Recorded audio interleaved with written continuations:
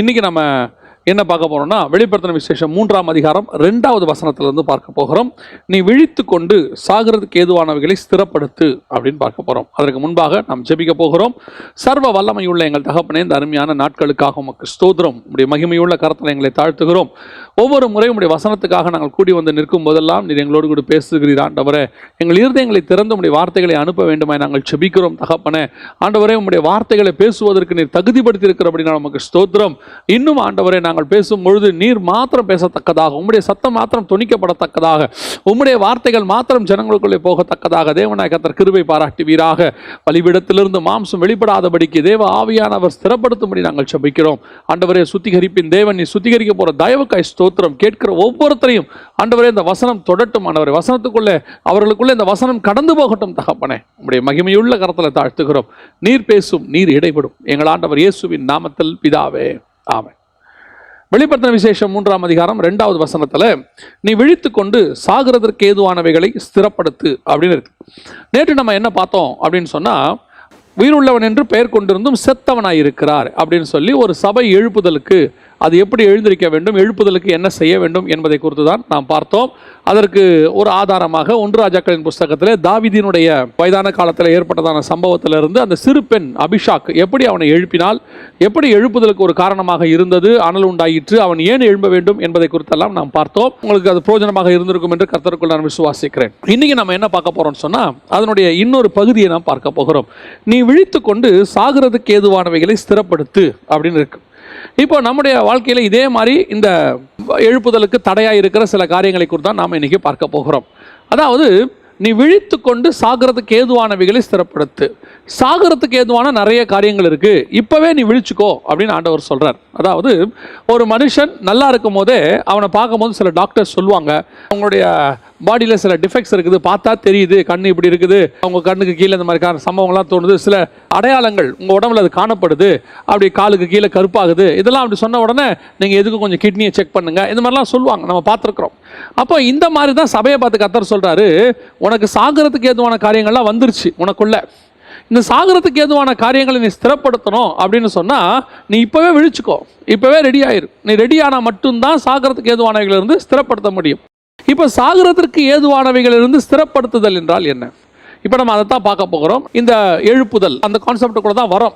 இப்போ இந்த சபையை பார்த்து கர்த்தர் கொடுக்குற இதோ ஆலோசனைகளுக்கு ஒரு ஆதார வசனமாக அல்லது ஆதார சம்பவமாக ஒரு காரியத்தை லூக்கா எழுதின சுவிசேஷம் 8ஆம் அதிகாரத்திலும் மார்க் எழுதின சுவிசேஷம் 5ஆம் அதிகாரத்திலும் பார்க்கிறோம். என்ன பார்க்கிறோம் அப்படின்னு சொல்லி பார்த்தா, யவீருவின் மகளை குறித்து பார்க்கிறோம். இந்த யவீருவின் மகள் சம்பவம் நம்ம எல்லாருக்குமே மனசுல பதிஞ்ச ஒரு சம்பவம். இந்த யவீருவின் மகள் வியாதிப்பட்டு இருக்கிறாள். அந்த வியாதிப்பட்டிருந்தவள் வியாதி முத்தி போகிறது. இந்த வியாதி முத்தி போன்ற அந்த சூழ்நிலையிலேயே அவளை எழுப்புறதுக்கு அவன் என்ன செய்கிறாரு, இயேசுவை போய் பார்க்கிறாரு. அவர் இயேசுவோட பேசிக்கிட்டு இருக்கிற காலத்திலேயே இங்கே மரணம் சம்பவித்து விடுகிறது. இயேசு தொடர்ந்து போய் அந்த மகளை உயிரோடு கூட எழுப்புகிறார் என்று சொல்லி பார்க்கிறோம். இது ஒரு சம்பவம். இந்த சம்பவம் தான் எழுப்புதலுக்கான நாம் இன்னைக்கு எடுத்துக்கொள்ள போகிறதான ஒரு சம்பவம். இப்போ இந்த பெண் மரித்து விட்டாள், அல்லது வேதத்தின்படி அவள் நித்திரை கொண்டிருக்கிறார். இவள் விழித்து கொள்ள வேண்டும், இவளை எழுப்ப வேண்டும். இந்த எழுப்புதல் வரணும். இப்போ விழுந்திருக்கிறது யாரு, படுத்திருக்கிறது யாருன்னு கேட்டால் சிறு பெண். இப்போ தாவீது சம்பவத்தில் பிரச்சனை என்ன அப்படின்னு கேட்டிங்கன்னா, படுத்திருந்தது தாவீது, எழுப்பினது சிறு பெண். இங்கே படுத்திருக்கிறது சிறு பெண், எழுப்ப போகிறது தாவீதின் வேறானவர். அதான் வித்தியாசம். அங்கே தாவீதின் ஆலமரமே விருட்சமே படுத்து கிடக்கு. ஏன்னா அதில் இருந்தால் சாலமோன் வரணும், சாலமோன்ல இருந்தால் இயேசு வரணும். இப்போ தாவீதின் ராஜ்யபாரம் படுத்து கிடக்கு, தாவீதின் ஆவிக்குரிய சம்பவங்கள் படுத்து கிடக்கு, ஒரு சிறு பெண் எழுப்ப வேண்டியதாக இருக்கு. இப்போ இங்கே என்ன பிரச்சனை அப்படின்னு கேட்டீங்கன்னு சொன்னால், சிறு பெண் படுத்திருக்கிறா, தாவீதின் வேறானவர் எழுப்பணும்.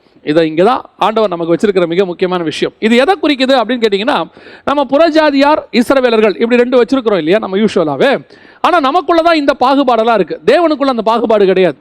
ஒவ்வொரு காலகட்டத்திலும் ஒருத்தரை கர்த்தர் நமக்குன்னு தெரிந்து கொள்கிறார். இப்போ உதாரணமாக ஆரம்பத்தில் முதல் 2000 வருஷம் யாருன்னு பார்த்தீங்கன்னா புறஜாதியார் தான். ஏன்னா அப்போ இஸ்ரவேலர்களே கிடையாது. ஆதாம்லேருந்து ஆபிரகாம் வரைக்கும் புறஜாதியார் தான். அந்த காலத்தில் இஸ்ரவேலர்களோ யாருமே கிடையாது. ஆபிரகாமை செலக்ட் பண்ணுறாரு. எங்கே செலக்ட் பண்ணுறாரு? புறஜாதியார் தேசத்தில் செலக்ட் பண்ணுறாரு, கல்தேயர் தேசத்தில் செலக்ட் பண்ணுறாரு.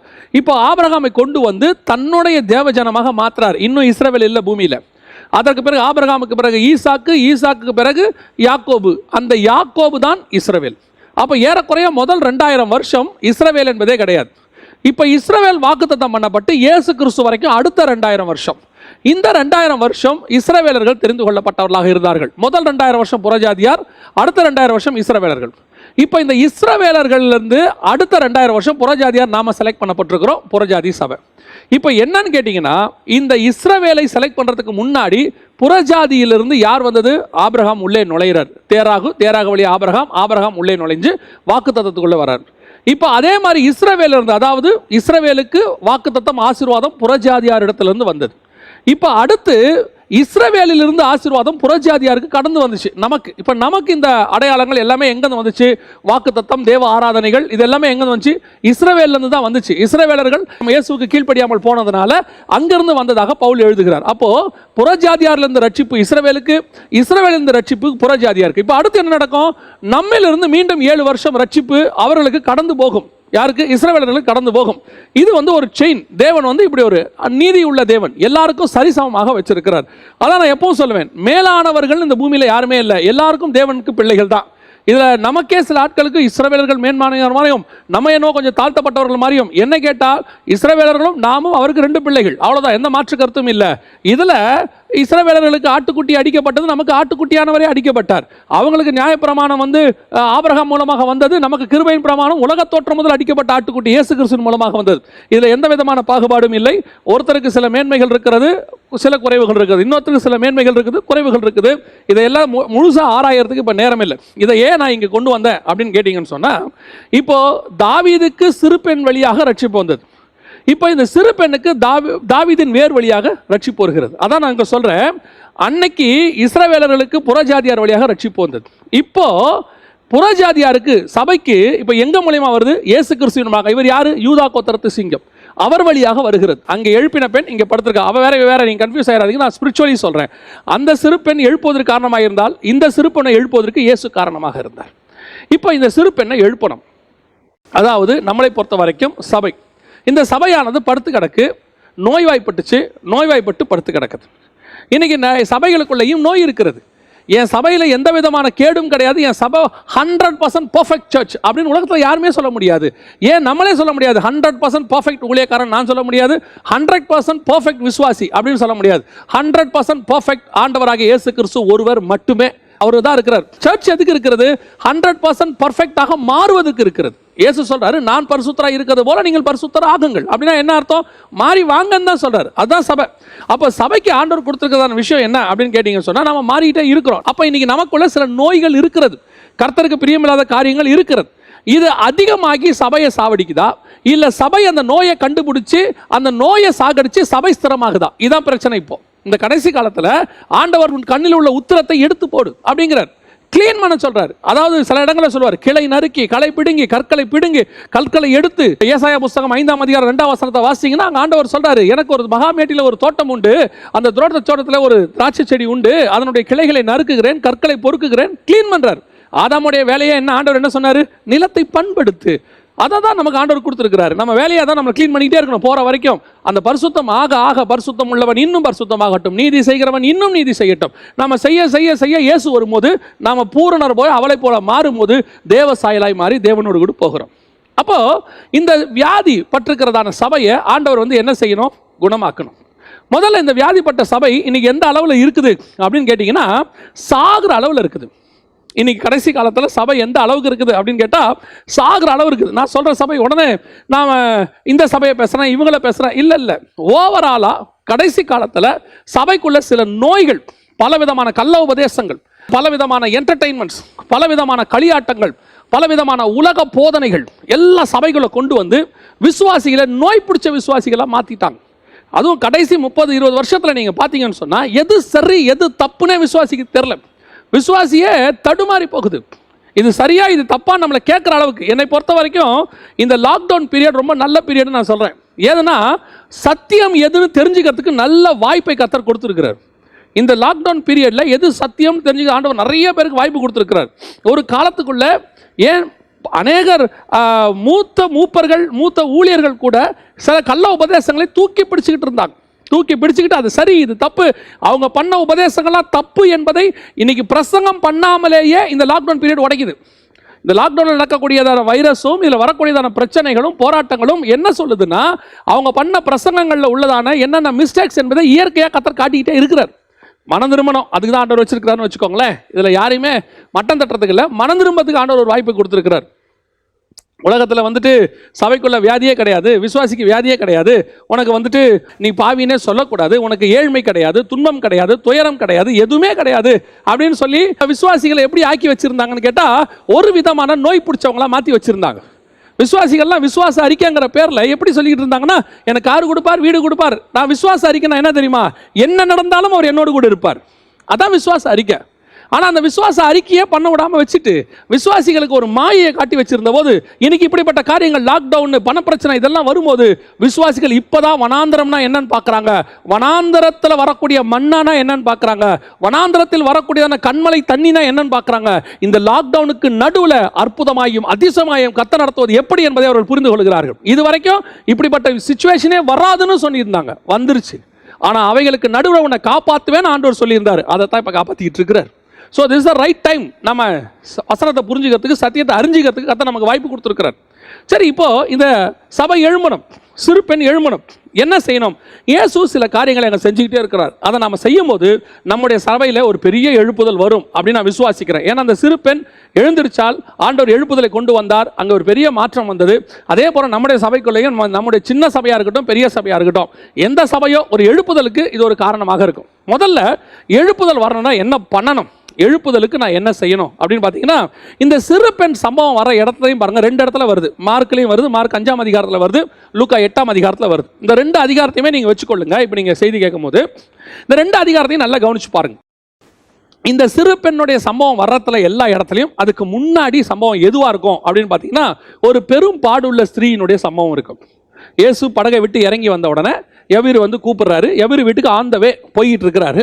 போயிட்டு இருக்கும் போது நடுவில் ஒரு சம்பவம் நடக்குது. இது 2 இடத்துல மென்ஷன் ஆகுது. அந்த இடத்துல மென்ஷன் ஆகி ஒரு பெரும் பாடுள்ள ஸ்திரீ வந்து வஸ்திரத்தை பிடிச்சி எடுக்கிறாங்க. இந்த சம்பவம் அங்கே வருது. இந்த சம்பவத்தில் ஒரு வித்தியாசமான காரியம் என்ன அப்படின்னு சொல்லி நீங்கள் கேட்டீங்கன்னு சொன்னால், அங்கே ஒரு அம்மா வந்து வஸ்திரத்தை பிடிச்சி இழுக்கிறாங்க. இழுத்த உடனே இயேசு கேட்குற கேள்வி, என்னை தொட்டது யார் அப்படின்னு கேட்குறாரு. இது என்னங்க கேள்வி? இதை வச்சுக்கிட்டு நம்ம இயேசு நம்மளை மாதிரி ஒரு சாதாரண மனுஷன் தான், தொட்டது யாருன்னு கூட தெரியாமல் இருக்கிறாரு, யாரோ தொட்டாங்க. அப்போது அந்த சீஷர்கள்லாம் சொல்கிறாங்க, இவ்வளோ பேர் நெருக்கிக்கிட்டு இருக்காங்க. அவங்க இயேசுவை ரொம்ப நாளாக அவருடைய வல்லமையை புரிஞ்சுக்காமையே கூட இருந்திருக்கிறாங்க. அவர் இயேசுவை தொட்டது யாருன்னா இவன் சொல்கிறான், அவருக்கு பதில் சொல்கிறான். என்ன பதில் சொல்கிறாங்கன்னா, இவ்வளோ பேர் நெருக்கிட்டு இருக்கிறாங்க, இது என்ன கேள்வி? இனிமேல் இயேசுக்கு தெரியாத மாதிரியும், என்ன ஆண்டவரை இப்படி ஒரு கொஸ்டின் கேட்குறீங்க, இவ்வளோ பேர் உங்களை நெருக்கிட்டு இருக்காங்க, யாருன்னு போய் நீங்கள் கேட்குறீங்களா, என்ன அர்த்தம் அப்படின்னா என்ன அர்த்தம்? எனக்கு இயேசுக்கு தெரியாதுன்னு அர்த்தமா? இயேசு ஒரு மிகப்பெரியதான விஷயத்தை எங்கே செஞ்சுக்கிட்டு இருக்கிறார். இவங்களுக்கு எப்போவுமே சீஷர்களை பொறுத்த வரைக்கும் பிரச்சனை என்னன்னு கேட்டிங்கன்னா, செஞ்சு முடிச்சுட்டு தனியாக கூட்டமே சொல்லி கொடுத்தா தான் புரியும். அந்த கும்பலில் புரிஞ்சுக்கிற தன்மையே இருக்காது. ஏன்னா அவங்க பரிசுத்த ஆவியை அப்போ பெற்றுக்கொள்ளலை, அது ஒரு காரணமாக கூட இருக்கலாம். அப்போ அந்த இடத்துல பார்த்தீங்கன்னு சொன்னால் இயேசு சொல்கிறார், இல்லை ஒருத்தர் என்னை தொட்டாங்க, எனக்கு தெரியும் அப்படிங்கிறார், வல்லமை எங்கிட்ட புறப்பட்டுச்சு அப்படிங்கிறார். இயேசு ஏன் அந்த அம்மாவை ஏமா நீ தொட்டிய அப்படின்னு சொல்லலை. ரெண்டாவது, அந்த அம்மாவை பார்த்து மென்ஷன் பண்ணி ஏமா உனக்கு இந்த பிரச்சனை இருக்குதே அப்படின்னு இயேசு சொல்லலை. எனக்கு இந்த சம்பவத்தை வாசிக்கும் போது சில இடங்களில் இயேசு சில சம்பவங்களை ஹேண்டில் பண்ணுற விதத்தை பாருங்கள், நம்ம அப்படியே மெய் சிலுத்து போகுது. இதெல்லாம் வந்து இன்றைக்கி உள்ள ஊழியத்துக்கு புதுசாக வரவங்களுக்கு, நம்ம பழையவங்களை பற்றி பேசவே வேண்டாம், புதுசாக வரவங்க நம்ம கற்றுக்கணும். நம்ம இயேசுக்கிட்ட அவர் தான் நமக்கு ரோல் மாடல்னு வச்சுக்கோங்களேன், கற்றுக்கணும். இப்போ இந்த அம்மாவுக்கு இருக்கிற பிரச்சனை என்னன்னு கேட்டிங்கன்னா, வெளியே சொல்ல முடியாத ஒரு பிரச்சனை. அதனால தான் பைபிளே பெரும்பாடுள்ள ஸ்திரீன்னே சொல்லுது. அந்த பெரும்பாடுள்ள ஸ்திரீயை இயேசு கிறிஸ்து இப்போ நியாயமாக இன்றைக்குள்ள நம்ம ஆட்கள் இருந்தால் என்ன பண்ணுவோம், சுகமான உடனே ஒரு 4 கேமராவை 4 பக்கம் நிற்க வச்சு அந்த அம்மாவை நடுவில் நிற்க வச்சு, நீ சொல்லுமா எத்தனை வருஷமாக அந்த பிரச்சனை இருந்துச்சு, எந்தெந்த டாக்டர்லாம் பார்த்தேன், உனக்கு அந்த பிரச்சனை வரும்போது எப்படி இருக்கும், எல்லாத்தையும் கொஞ்சம் சொல்லு அப்படின்னு எக்ஸ்பிளைன் பண்ண வச்சு, யாருக்கிட்ட என்ன பேசணும், எப்படி சாட்சியை வாங்கணுங்கிறது இயேசு கிறிஸ்துக்கு மட்டும்தான் தெரியும். இதை நம்ம கற்றுக்கணும். ரெண்டாவது தெரிஞ்சுக்கொள்ளுங்க, சாட்சி ஒரு விஷயம் நடக்குதுன்னா நாம் அவங்கள போட்டு ப்ரொபகண்டா பண்ணக்கூடாது. சொல்லு, மேடையில் வந்து சொல்லு, சகோதரர் மூலமாகத்தான் இப்படி நடந்தது, கடைசியாக ஊறுகாய் தொட்டுக்கிற மாதிரி கர்த்தருடைய கிருபை லாஸ்ட்டாக சொல்ல முதல்ல இந்த ஊழியத்திற்கு நான் வந்தபோதுன்னு ஆரம்பிக்கிறது. நல்லா தெரிஞ்சுக்கொள்ளுங்க, அந்த இடத்துல அந்த ஸ்ரீ வந்து நிற்கும் போது அவருடைய பிரச்சனையை கூட இயேசு பேசவே இல்லை. என்ன பிரச்சனை அவர்கிட்ட சொல்லலை. ஏன்னா அந்த பிரச்சனையை அவளால் வெளியே சொல்ல முடியாது. அந்த அவமானம் அவளுக்கு இருக்குது. அந்த அவமானத்தை இன்னைக்கு அவள் என்ன செய்கிறா, எல்லா இடத்துலையும் சொல்ல முடியாது. அவளுடைய விசுவாசம் அந்த வஸ்திரத்தை தொட்டா போதும் நான் சுகமாவேன் அப்படின்னு சொல்லி. இப்போ இயேசு கிறிஸ்து இங்கே என்ன சொல்லியிருக்கலாம், இங்கே ஒரு பெரும்பாடு உள்ள ஸ்திரீ இருக்கிறாள், அவள் என் வஸ்திரத்தை தொட்டாள், எனக்கு ஞான கண்ணில் ஆவியானவர் தெரியப்படுத்தினார் சொல்லியிருக்கலாமே. அவர் ஒரு வார்த்தை சொல்ல பாருங்க அந்த இடத்துல, வல்லமை எனக்குள்ள இருந்து தான் போச்சு, யாருக்குள்ள போச்சுங்கிறத அவங்களா தான் சொல்லணும். சாட்சி எப்பவுமே அவங்களா வாஞ்சித்து வந்து சொல்லணும், தள்ளிக்கிட்டு வந்து மேடை மேலே நிற்க வைக்கக்கூடாது, அவன் விருப்பப்படணும். ரெண்டாவது, சில சாட்சிகளை நாம் சொல்லும்போது கொஞ்சம் யோசிங்க. ஒரு டெலிவரன்ஸ் மினிஸ்ட்ரியில் அவங்க கீழே விழுறாங்க, பிசாசு தள்ளுது, அதை எடுத்து வீடியோ போடுறீங்களா, கொஞ்சம் யோசித்து பாருங்க. அந்த அந்த அந்த சீனை பார்க்குறாங்களே அந்த வீட்டாருக்கு எப்படி இருக்கும், நாம் அதை கொஞ்சம் யோசித்து பார்க்க வேண்டாமா? இன்னைக்கு நிறைய பேர் தங்களுடைய ஊழியத்தில் நடந்த அற்புதங்களை எல்லாம் வெளியே சொல்லணும் சொல்லணும் சொல்லணும்னு சொல்லி அதை எதை சொல்லணுமோ அதை அவங்களா வந்து சொல்லட்டும், தப்பே கிடையாது. அவங்க போய் ஊர் ஊரா சொல்லட்டும், எனக்கு இப்படி நடந்துச்சு இப்படி நடந்துச்சுன்னு. அதை எடுத்து அதை போட்டு வீடியோவை ஆக்கி அப்படியே வாட்ஸ்அப்பில் பரவ விட்டு அந்த பர்டிகுலர் ஆட்களுடைய நிலைமையை கொஞ்சம் நினைச்சு பாருங்க. அவங்களுக்கு ஒரு எதிர்காலம் இருக்கு. உலகத்தார் கூட டிவியில் காட்டும் போது ஒரு சிறு பெண்ணோ ஒரு பெண்ணுக்கோ பாலியல் பலாத்காரம் ஏற்படுத்தி அவன் முகத்தை மறைச்சிடுறாங்க. ஏன் மறைச்சிடுறாங்க தெரியுமா? அவளுக்கு ஒரு எதிர்காலம் இருக்கு. அந்த எதிர்காலத்துக்கு இது தடையாக இருக்குன்னு யோசிக்கிறாங்க. இன்னைக்கு நம்ம ஆட்கள் அப்படிலாம் யோசிக்கிறதே கிடையாது. அதுதான் சொல்றேன். இந்த இடத்துல பாருங்க, இயேசு கிறிஸ்து அவளை பத்தி ஒரு வார்த்தை பேசல, வல்லமை புறப்பட்டது. இப்ப பிரச்சனை அவளுக்கு என்ன வியாதிங்கிறதே அங்க பிரச்சனை இல்லை. அங்க பிரச்சனை இப்ப இயேசு எதுக்கு அவளை சொல்ல வச்சாருங்கிறதா விஷயமே. எதுக்கு சொல்ல வச்சார் தெரியுமா? இப்போ வந்து சொல்கிறா, 12 வருஷமாக எனக்கு இந்த பிரச்சனை இருக்கிறது, நான் எல்லா வைத்தியரையும் பார்த்து செலவழித்து விட்டேன். நம்ம காலத்தை மாதிரியே அந்த காலத்துலேயும் டாக்டர்ஸ் நிறைய பேர் ஏமாற்றிருக்காங்க, அவளை பயங்கரமாக காசு வாங்கி ஏமாற்றிருக்கிறான். எல்லார்ட்டையும் செலவழித்து ஒரு வயலாலையும் சுகமாக்க முடியல அந்த அம்மாவை. கடைசியில் என்ன நடந்தது தெரியுமா? அந்த அம்மா சுகம் பெற்று விட்டது. இப்போ அந்த அம்மா வாயில் சொல்ல வைக்க வேண்டிய விஷயம் என்ன தெரியுமா? நான் சுகமானேன். அதை விட முக்கியமான வார்த்தை என்ன தெரியுமா? அவளுக்கு எத்தனை வருஷம் அது இருந்துச்சு, அதான் ரொம்ப முக்கியமே. என்ன வியாதி இருந்தது முக்கியம் இல்லை, எத்தனை வருஷம் இருந்துச்சு முக்கியம். ஏன் தெரியுமா? அந்த அம்மா அந்த வார்த்தையை 12 வருஷம்னு சொல்லி முடிக்குது. ஒருத்தன் ஓடி வரான், ஓடி வந்து சொல்கிறான், போதகரை வருத்தப்படுத்த வேண்டாம், உன் மகள் மரித்து போனாள். இப்போ மகள் மரித்து போனாலே அவருடைய வயசு எத்தனை தெரியுமா? 12. இயேசுவுக்கு தெரியும் லாசரு மரிக்க போகிறது, இயேசுவுக்கு தெரியும். எபிரிவன் மகள் போகிறதுக்குள்ளே செத்து போயிடுவான்னு இயேசுக்கு தெரியும். ஆனால் உயிரோடு கூட எழுப்ப போகிறோம், அது பிதாவின் திட்டங்கிறது அவருக்கு தெரியும். அந்த எழுப்புதல் வருவதற்கு முன்பதாக அந்த எழுப்புதல் யார் வீட்டில் தொடங்கணுமோ அவனுக்கு விசுவாசத்தை கொண்டு வர வேண்டும்.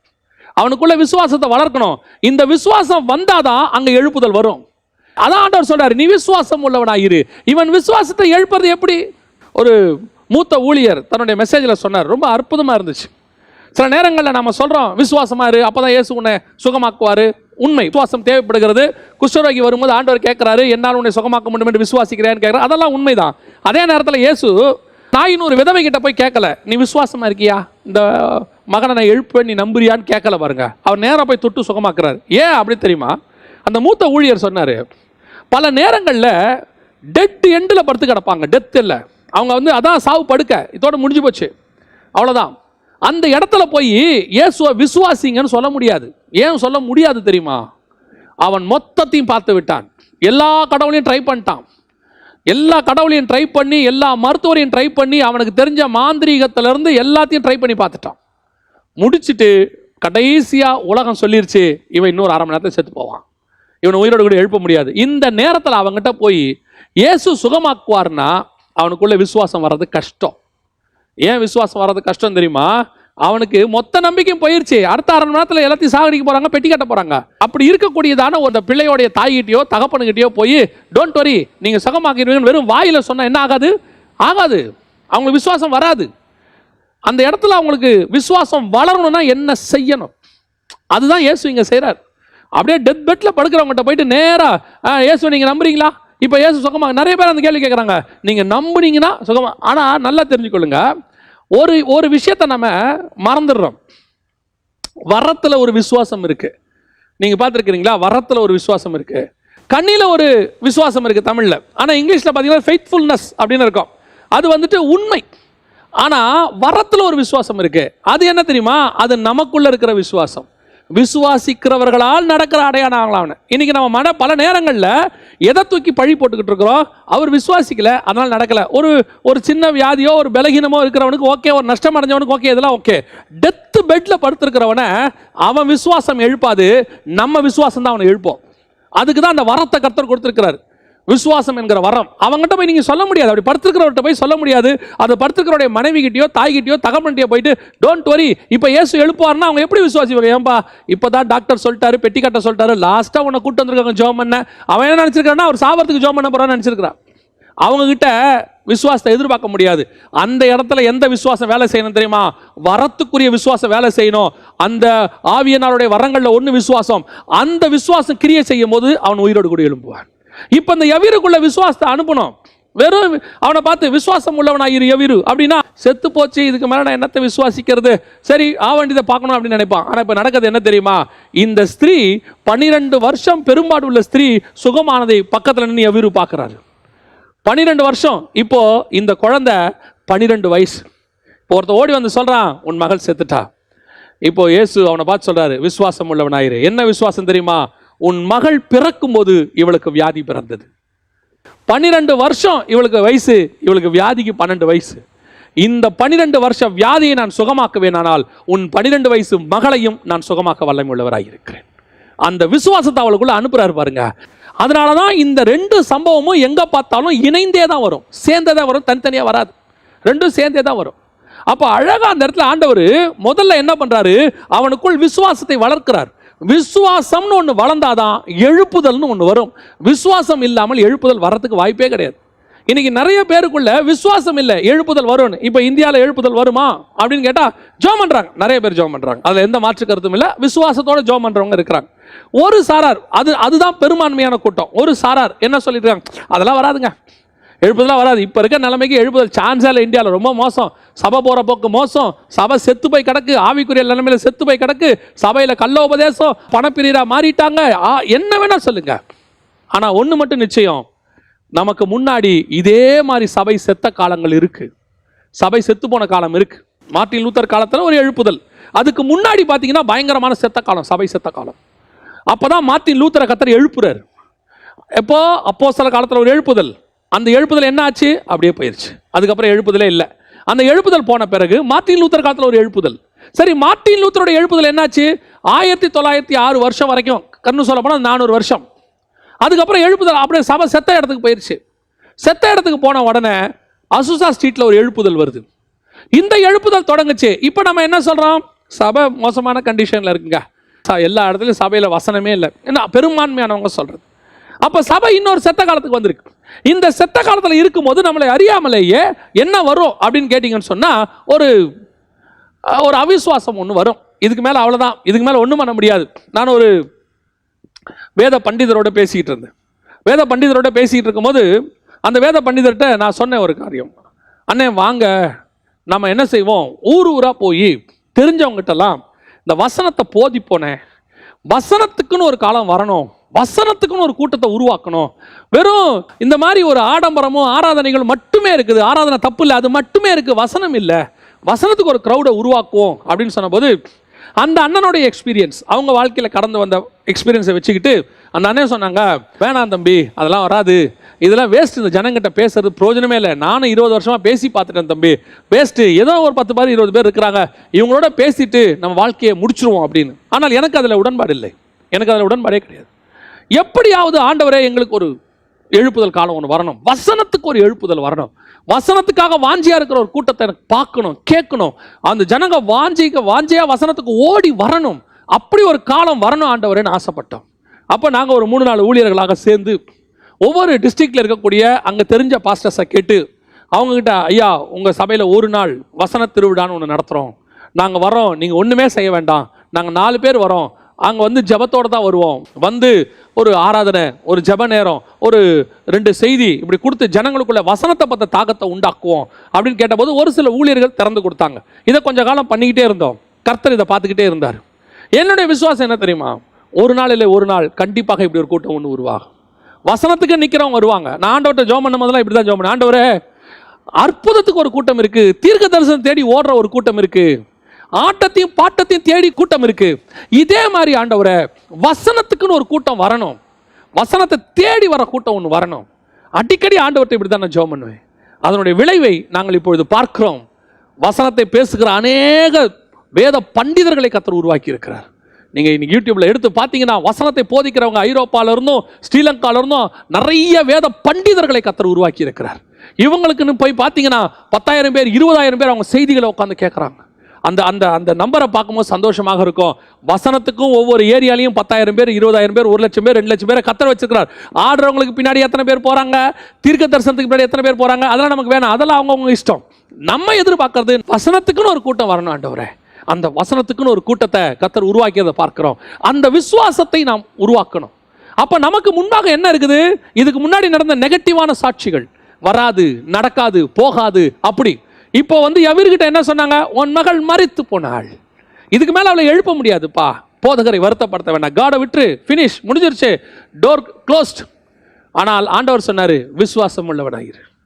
இப்பவும் சொல்றேன், எழுப்புதல் வராது, நடக்காது, அதெல்லாம் அவ்வளவுதான், முடிஞ்சு போச்சு. யார் வேணாலும் சொல்லட்டும், நாம் சொல்லுவோம், விசுவாசத்தோடு சொல்லுவோம், மீண்டும் கர்த்தர் சபையை எழுப்புவதற்கு வல்லமை உள்ள தேவனாக இருக்கிறார். மீண்டும் ஒரு எழுப்புதலை, வருகைக்கு முன்னாடி ஒரு எழுப்புதலை பார்ப்பதற்கு கர்த்தர் நம்மை பயன்படுத்துவதற்கு வல்லமையுள்ளவராய் இருக்கிறார். ஒரு சிறு சபையை கர்த்தர் எழுப்புவார். ஒரு அசோசா ஸ்ட்ரீட்ல, ஒரு அப்போஸ்தலர் ஃபெய்த்ல ஒரு சின்ன சபையை கர்த்தர் எழுப்பினார். ஒரு எருசலேமில் ஒரு 120 பேர் இருக்கிற சின்ன சர்ச்சை கர்த்தர் எழுப்பினார். அந்த சிறு பெண்ணை கர்த்தர் எழுப்பினார். அந்த எழுப்புதல் உலகம் முழுவதும் பரம்பி போயிற்று. அசுசா ஸ்ட்ரீட்டோட எழுப்புதல் உலகம் முழுவதும் பரம்பி போயிற்று.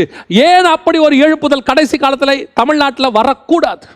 ஒரு சிறு சபையை ஏன் கர்த்தர் எடுக்கக்கூடாது? உங்க சபையில் 50 பேரா இருக்கட்டும், 100 பேரா இருக்கட்டும், 120 பேரா இருக்கட்டும், என் சபையிலிருந்து வராதுன்னு நினைக்காதீங்க. என் சபையிலும் சிறு சபை, சிறு பெண்ணை கர்த்தர் எழுப்புவதற்கு வல்லமை உள்ளவராக இருக்கிறார். காரணம், ஏற்கனவே அப்படிப்பட்ட அற்புதங்களை கர்த்தர் செய்திருக்கிறார். என் சபையிலும் கர்த்தர் செய்வார், என் வீட்டிலே செய்வார், எனக்குள்ளே செய்வார். அது வரணும். முதல்ல இந்த விசுவாசத்தை எவருக்குள்ள அனுப்புறாரு? ஃபர்ஸ்ட் எழுப்புதலுக்கு தேவை விசுவாசங்க.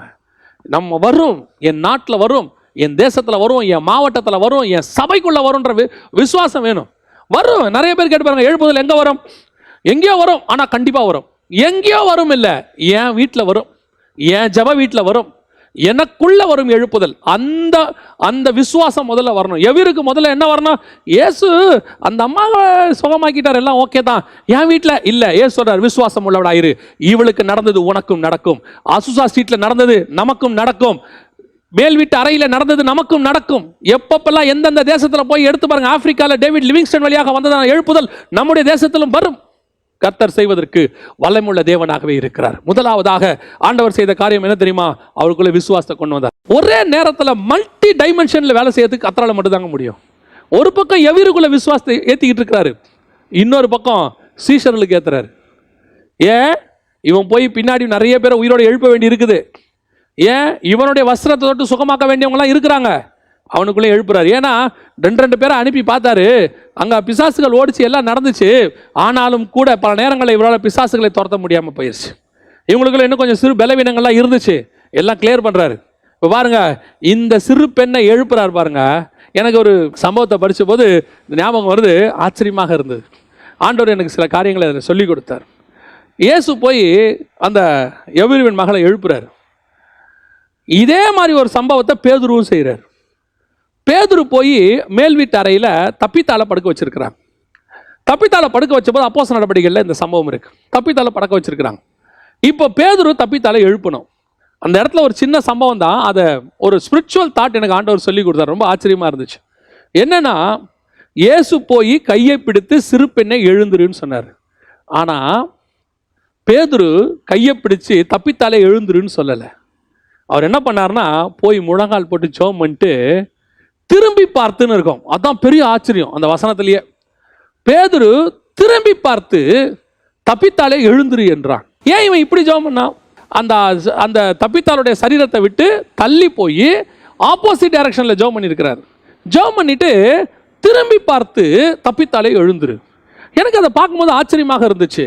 ஏன் திரும்பி பார்த்தீங்க? நம்ம நியாயம் வந்து என்ன பண்ணுவோம்? பாடி மேலே போட்டு எலியா என்ன பண்ணாரு? எலிசா என்ன பண்ணாரு? அவங்களாம் அப்படி பாடி மேலே போய் விழுந்து, மேலே விழுந்து 7 தரம் தும்மி மேலே விழுந்து எல்லாம் செஞ்சாங்கல்ல. இயேசுமே அப்படி தான் செய்கிறாரு, தொட்டு. ஆனால் இவர் மட்டும், பேதுரு மட்டும் அந்த பக்கம் திரும்பி ஜெபம் பண்ணுறாரு. ஏன் அப்படின்னும் போது ஆண்டவர் எனக்கு அதை படிக்கும்போது உணர்த்தினாரு, இயேசு கிறிஸ்து வருகிற வரைக்கும் மனுஷனுக்கு முன்பாக மரணம் இருந்தது. இயேசு மரணத்தை ஜெயித்து விட்டார். மரணம் மனுஷனுக்கு பின்பாக போய்விட்டது. இனி மனுஷனுக்கு முன்பாக மரணம் இல்லை, மனுஷனுக்கு முன்பாக நித்திய ஜீவன் இருக்கிறது. அதனால தான் பின்னாடி இருக்கிற மரணத்தை பார்த்து திரும்பி பார்த்து பேதுரு சொன்னாருன்னு ஒரு ஆவிக்குரிய சத்தியத்தை ஆண்டவர் எனக்கு அந்த இடத்துல சொல்லி கொடுத்தாரு. அது ரொம்ப ஆச்சரியமாக இருந்தது. இந்த விசுவாசத்தை தான் பேதுருக்கு ஊத்துறாரு. இங்க இதைத்தான் பேதுருக்குள்ள கொண்டு வராரு. பாரு, நான் எழுப்புறேன் பாரு, நாளைக்கு நீ எழுப்ப வேண்டி வரும். அப்போ ஒரே நேரத்தில் பாதிக்கப்பட்டவனுக்கு எழுப்புறாரு, இப்ப பாதிக்கப்பட்டவனுக்கு விசுவாசத்தை எழுப்புறாரு, பின்னாடி ஊழியம் செய்ய போறவனுக்கு விசுவாசத்தை எழுப்புறாரு. எவ்வளவு பெரிய சம்பவம் நடக்குது பாருங்க. ஒரே நேரத்தில் ரெண்டையும் செய்யறாரு. சீஷர்களும் அதை பார்க்கறாங்க, இவங்களும் பார்க்கறாங்க. இப்போ எழுப்புதலுக்கு முதலாவது காரணம் என்ன? விசுவாசம். இந்த விசுவாசம் நமக்குள்ள வரணும். அதை தான் ஆண்டவர் சொல்றாரு, விசுவாசம் உள்ளவர்களா இரு. விசுவாசமா இருந்தா கண்டிப்பாக ரட்சிப்பு வரும். இன்னைக்கு நாமளும் அதை தான் சொல்ல போறோம். ஆண்டவரே, விசுவாச அறிக்கை பண்ண போறோம். என்ன செய்ய போறோம் தெரியுமா? என் சபையில என் மூலமாக ஆண்டவரே நிச்சயம் ஒரு எழுப்புதல் வரும். நீர் அதை செய்வதற்கு வல்லமையுள்ளவராக இருக்கிறீர். ரெண்டாவது, இந்த எழுப்புதல் வருவதற்கு ரெண்டாவது என்ன செய்யணும்? இயேசு செய்த இன்னொரு விஷயம். லூக்கா எழுதின சுவிசேஷம் 8ஆம் அதிகாரம் 51வது வசனம், 52வது வசனம். அவர் வீட்டில் வந்தபோது பேதுருவையும் யாக்கோபையும் யோவானையும் பெண்ணின் தகப்பனையும் தாயையும் தவிர வேறு ஒருவரையும் உள்ளே வர அனுமதிக்கவில்லை. எல்லோரும் அழுது அவளை குறித்து துக்கம் கொண்டாடுகிறதை கண்டு, அழாதேயுங்கள், அவள் மரித்து போகவில்லை, நித்திரையாய் இருக்கிறாள் என்றார். அவள் மரித்து போனாள் என்று அவர் அறிந்ததினாலே அவரை பார்த்து நகைத்தார்கள். யாரு வெளியே போக சொன்னார்? இயேசு. தாய் தகப்பனை வச்சுக்கிட்டாரு, சீஷர்களை வச்சுக்கிட்டாரு. நீங்க மார்க்லையும் இதே காரியத்தை வாசிக்க முடியும். 5ஆம் அதிகாரத்திலையும் நீங்க அதே காரியத்தை வாசிக்க முடியும். 39வது வசனம் 40, 41 இதை நீங்க வாசிக்கலாம். மார்க் 5, 39, 40, 41 இதை வாசிக்கலாம். அந்த இடத்துலயும் இயேசு என்ன சொல்றாரு? எல்லாரையும் வெளியே போக சொல்றாரு. இப்போ உள்ள எழுப்புதல் வர வேணும்னா முதல்ல விசுவாசம் உள்ளவன் உள்ள வரணும், அந்த வீட்டுக்குள்ள வரணும். சபைக்குள்ள யார் இருக்கணும்? உனக்குள்ள யார் இருக்கணும்? இந்த எழுப்புதலுக்கு விசுவாசத்துக்கு காரணமாக இருக்கிற ஆட்கள் உள்ள இருக்கணும், விசுவாசத்தோட இருக்கணும். ரெண்டாவது, உள்ளே வரது ஒரு குரூப் வெளியே போகணும். யார் வெளியே போகணும் தெரியுமா? ஒரு குரூப் உள்ள உட்காந்துட்டு போலியா அழுதுகிட்டு இருக்கோம். யாங்க போலியா அழுதாங்கன்னு சொல்றீங்க? அவங்க அழுது தானே இருக்கிறாங்க. அவன் அழுதுட்டே இருக்கிறான். இயேசு வந்து அங்க ஒரு வார்த்தையை சொல்றாரு, அவன் நித்திரையா இருக்கிறான்னு சொன்ன உடனே உண்மையா, இப்போ நீங்க ஒரு டெட் பாடி இருக்குது, அங்க போய் நீங்க சொல்லி பாருங்க, அவர் தூங்கிட்டு இருக்கிறாருங்க அப்படின்னா அவன் என்ன பண்ணுவான் தெரியுமா? உண்மையா அழுகிறவனுக்கு உங்க மேல கோபம் தான் வரும்.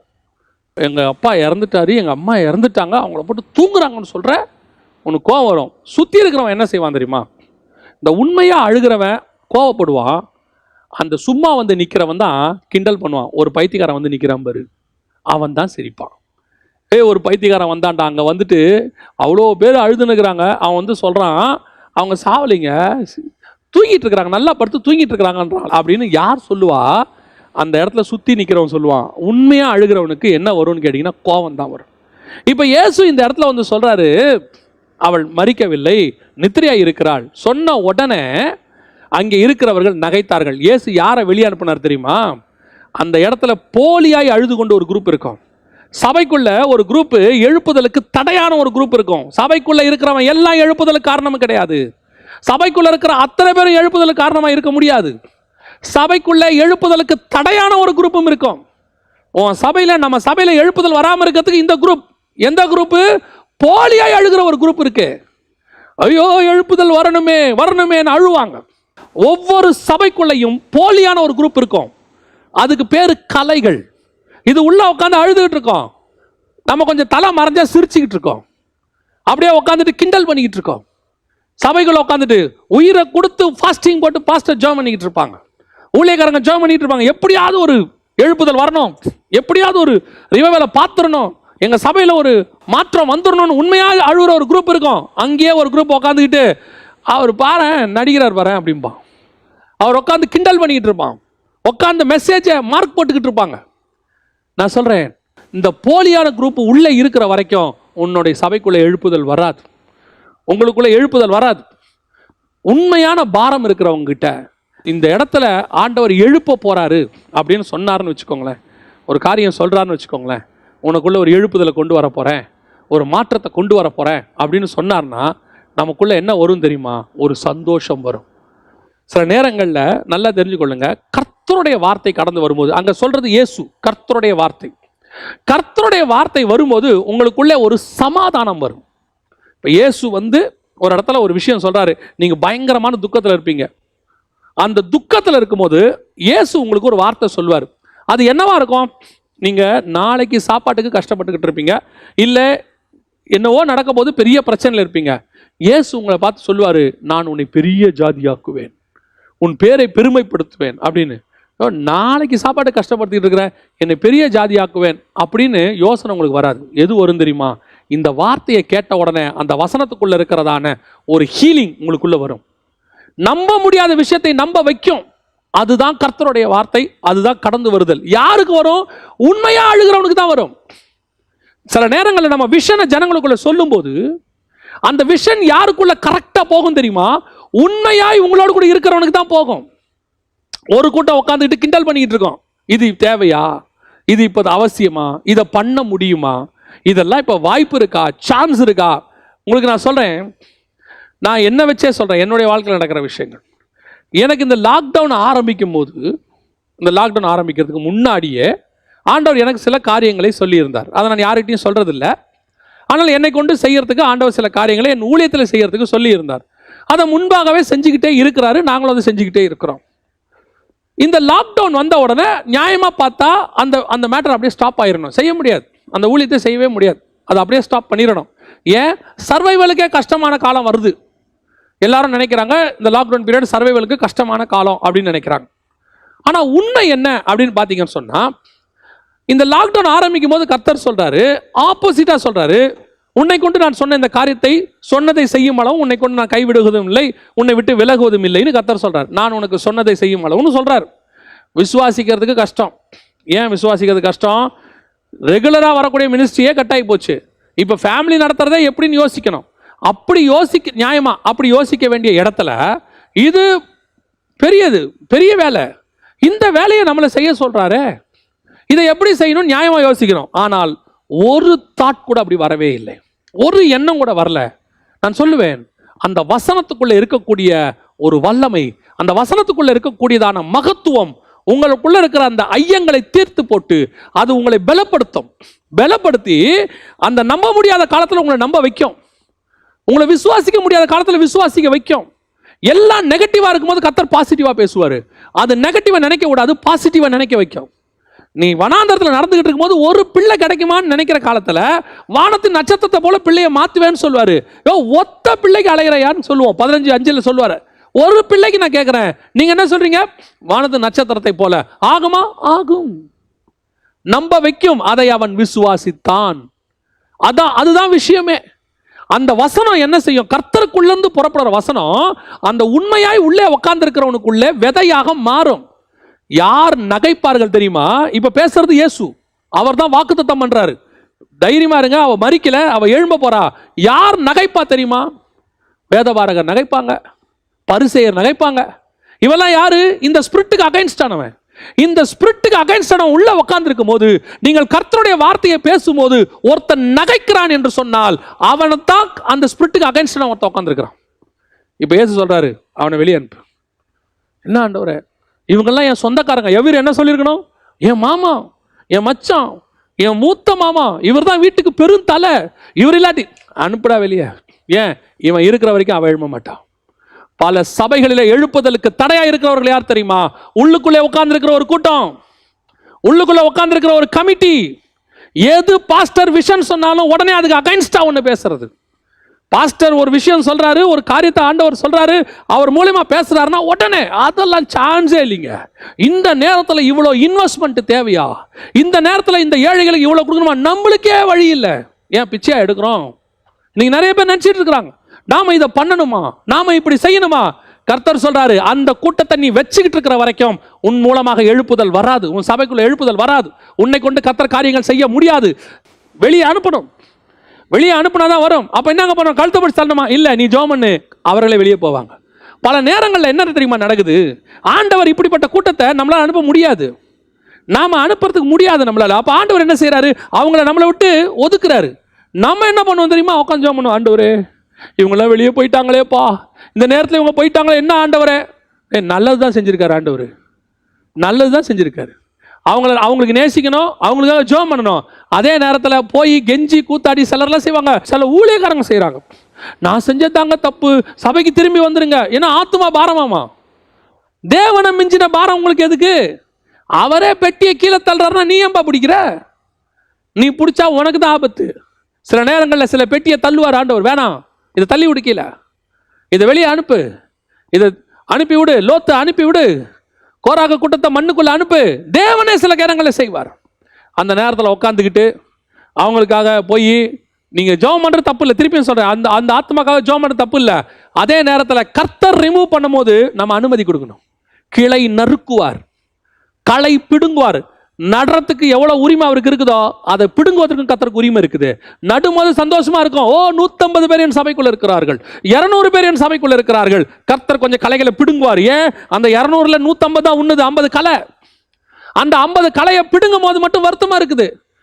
இது பெரிய ஆச்சரியமா இருக்கு. அந்த கலையை பிடுங்கும் போது ஐயோ இவங்கெல்லாம் போயிட்டாங்களே, வீடு தேடி போய் சில பாஸ்டர்ஸ் மனைவியை கூட்டிட்டு வீடு தேடி போய் அவங்க கிட்ட போய் கேட்டாங்களா. சிலர் எங்கிட்ட ஒரு பாஸ்டர் சொன்னாரு, நான் வீடு தேடி போய் அவங்க கிட்ட என் மனைவியோட பேசினேன், எங்க 2 பேரையும் அவமானப்படுத்தி அனுப்பிட்டாங்க. அந்த பாஸ்டர் எங்கிட்ட அவர் என்ன நினைச்சாருன்னா, ஐயோ அவர்கள் எல்லாரும் சபிக்கப்பட்டவர்கள், அப்படியாவது நான் சொல்லுவேன் நினைச்சாரு. நான் சொன்னேன், உங்களை யார் போக சொன்னது? உங்க ஸ்தானம் தேடி போக வேண்டிய ஸ்தானம் அல்ல. உங்களை ஆண்டவர் எதுக்கு வச்சிருக்கிறாரு? காரணம் இல்லாமல் போகிறாங்களா? ஃபோன் பண்ணி கேளுங்க, என்ன ஆச்சு, ஏன் சபைக்கு வரல, என்ன நடக்குது, ஊன்னு பேசுவாங்க. சோத்திரம், உங்களுக்கு எது பிறகுதோ பார்த்துங்க, ஜோ பண்ணி வச்சிடணும். அதே நேரத்தில் புரியாமல் அறியாமல் சில ஓநாய்களோட பேச்சை கேட்டு சிலர் போயிருப்பாங்க, அவங்ககிட்ட பேசலாம், தப்பே கிடையாது. அவங்களுக்காக பாரப்படலாம், ஜோ பண்ணலாம். ஆவியானவர் நமக்கு சொல்லுவார், இது வேணும் இது வேணாம். அதான் ரொம்ப முக்கியம். ஊழியத்திலேயே ரொம்ப முக்கியமானது, ஆரம்பத்தில் நான் எப்பவும் சொல்லுவேன், ஆவிகளை பகுத்தறிதல். இந்த ஆத்மா உனக்கு வேணும், இந்த ஆத்மா உனக்கு வேணாம் அப்படிங்கிறது ஆவியானவர் சொல்லுவார், உங்களுக்குள்ள பேசுவார். சிலது போகும்போது உங்களுக்குள்ள ஒரு சமாதானத்தை கொடுப்பாரு. நான் இப்படி சொல்றீங்களா, நிச்சயம் போகும்போது ஒரு சமாதானத்தை கொடுப்பாரு. யூதாசை புறப்பட்டு போன்னு யார் சொன்னது? எல்லாரையும் வருத்தப்பட்டு பாரம் சுமக்கிறவங்களே என்னிடத்துல வாங்கள், பாவிகளை கூப்பிட்டாரு. எல்லாரையும் கூப்பிட்ட இயேசு யூதாசை பார்த்து போங்கிறாரு. ஏன்?